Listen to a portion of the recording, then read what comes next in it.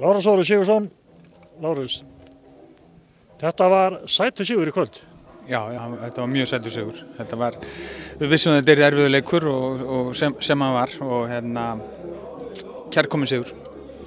Liðið byrjar með miklum látum, fyrstu svona 70-10 mínúturnar og svo í fyrri hálfleik, en svo eins og svona dytti í pínu botninn þá úr. Já, það er rétt, við höfum getað búin að skora 2 mörk eftir 10 mínútur, en svo var þetta bara barningur sem eftir var fyrri hálfleiks. Þetta var svona óþægilega opinn leikur fannst mér og þeir fengu tækifæri en við vissum fyrir leikinn. Þetta er vel manna liðum og þeir eru vel skipulagðir og þeir hafa verið mjög duglegir að taka stig af liðum í efri hlutunum. Þeir gera jafntefli við Fram, Þrótt, Víking Ólafsvík, Skagan.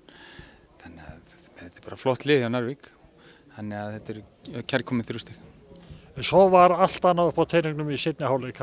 Þeir byrjuðu með látum og má segja að varamennirnir, fyrst Aron með flott mark, svaraði fyrir það að koma inn á og svo Jóhann Helgi þegar hann söng Ég kom heim, mark. Já, þetta var mjög flott hjá þeim, flotting komið hjá þeim og þetta er það sem skiptir alveg gríðarlega miklu máli. Það er alveg hreinlínur að það er ekki einhverju 11 gæjar að fara að komast alla leið með þetta. Við verðum að hafa stráka klára á bekknum og ekki bara markið á Aron og markið á Jóa, heldur kemur Jakob líka inn og það var alveg heljarna kraftur í Jakob, hann var mjög flottur. Þannig að við þurfum á þessu að halda, nú fara fleiri meiðsli að koma, nú fara fleiri bönn að koma og nú fer þetta að verða enn erfiðara. Í fyrri hluta mótist þá kannski sigldu svolítið undir radarnum, liðin kannski byggust ekki við okkur, en núna fáum við liðin alveg á milljón á mót okkur og svo líka annað sem fer að detta í núna, það nú eru liðin í neðri hluta deildarinnar farin að berjast fyrir lífi sínu og þau verða mjög erfið við að eiga.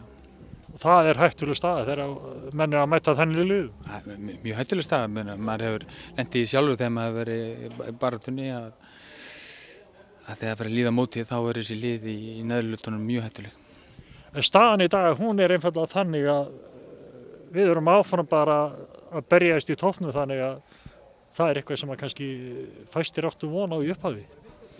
Já, ég held að fáir áttu von á því, en þetta er staðan nú er 8 leikir eftir og við erum í baráttunni og næsti leikur, það er Fram á Laugardalsvelli. Framar eru mjög öflugir og síðustu 3 leikir Fram, báðir leikirnir í fyrra og leikurinn heima, þetta har alltaf verið alveg hörkuleikir.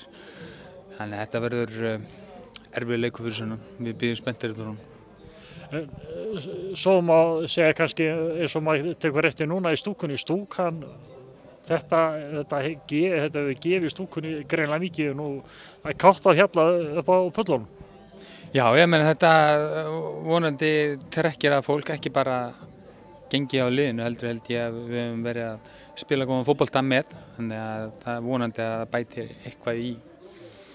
eitthvað í fjöldan og sérstaklega með mætingurinn núna eftir skellin í síðustu viku. Já, og það er náttúrulega, þetta kallar maður að svara fyrir sig þegar maður eftir skellin svo var á Skaga.